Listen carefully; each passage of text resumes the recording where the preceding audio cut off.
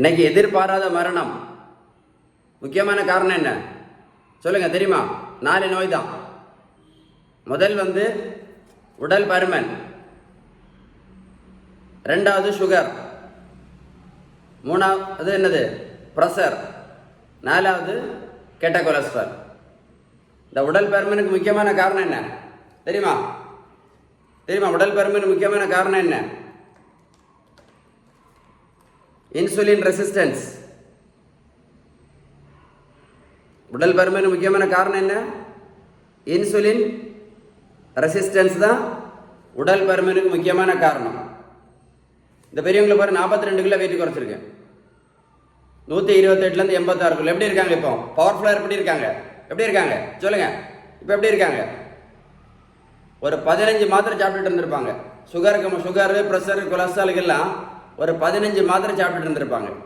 வெயிட்டை குறைச்ச பிறகு எல்லா மாத்திரையும் தூக்கி குப்பையில் போட்டாச்சு, இன்சுலினையும் தூக்கி குப்பையில் போட்டாச்சு. அதுதான் பேலன்ஸ்டு டயட்டுக்கு முக்கியமானது. விகிதம் சரியான வீட்டு உணவு முறை. நம்ம வீட்டில் சாப்பிட்ற உணவுள்ள விகிதம் பேலன்ஸ்டு டயட்.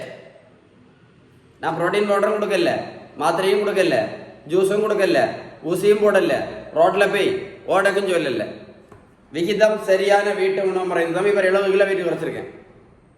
140 70 கிலோ. எப்படி இருக்கான் தம்பி? எப்படி இருக்கான் பாருங்க.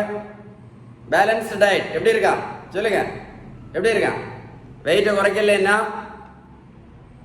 குறைக்கலன்னா வயசான காலத்தில் கண்டிப்பாக படுக்கைன்னா எப்படி இருக்கும் அப்படின்னா, நீங்கள் நினைக்கிற மாதிரி இல்லை. இப்படி படுத்து கிடந்தவங்க, பெட்டில் படுத்து கிடந்தவனா முதுகில் புண்ணு வரும்.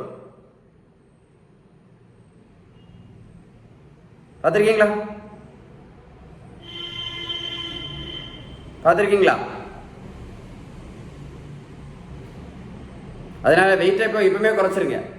வெயிட்டை குறைக்காம விட்டோம் அப்படின்னா சுகருக்கு மாத்திரை, ப்ரெஷருக்கு மாத்திரை, கொலஸ்ட்ராலுக்கு மாத்திரை, இன்சுலின் எல்லாம் போட்டு எலும்பெல்லாம் உருகி கடைசியில் பேஷண்ட் படுக்கையில் படுத்து கிடப்பாங்க. ஒரு 4 மாதம் படுத்து கிடந்தா முதுகில் எல்லாம் புண்ணு வரும். அப்போ யோசித்து பிரயோஜனம் கிடையாது.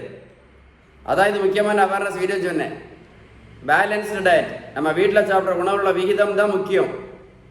உங்களுக்கு பேலன்ஸ்டு டயட்டை பற்றி ஏதாவது உதவி வேணும்னா கண்டிப்பாக கால் பண்ணி பேசுங்க. எவ்வளவோ ஒன்றுக்கும் உதவாத வீடியோவில் ஷேர் பண்ணுறீங்க, அப்படி தானே? ஒன்றுக்குமே உதவாத வீடியோஸில் நிறைய ஷேர் பண்ணிகிட்டு இருக்காங்க. இந்த மாதிரி முக்கியமான அவேர்னஸ் வீடியோவை ஷேர் பண்ணி கொடுங்க. ஷேர் பண்ணி கொடுத்தீங்க அப்படின்னா அவங்க என்ன நினைப்பாங்க, புரிஞ்சுக்கிடுவாங்க. பேலன்ஸ்டு டயட், விகிதம் சரியான வீட்டு உணவு முறை நம்ம கடைபிடிச்சா மாத்திரையை நிறுத்திடலாம், இன்சுலின் நிறுத்திடலாம், வெயிட்டை குறைச்சிடலாம், வயசான காலத்தில் படுக்கையில் படுக்காமல் என்ன பண்ணிடலாம், சந்தோஷமாக இருக்கலாம். Balance diet. அதில் ஊரில் உள்ள வீடியோஸ் எல்லாம் ஷேர் பண்ணுறதுனால எந்த பிரயோஜனம் கிடையாது. இந்த மாதிரி முக்கியமான அவேர்னஸ் வீடியோ நீங்கள் ஷேர் பண்ணீங்கன்னா நிறைய பேருக்கு யூஸ்ஃபுல்லாக இருக்கும். ஷேர் பண்ணி கொடுங்க, ஓகேவா?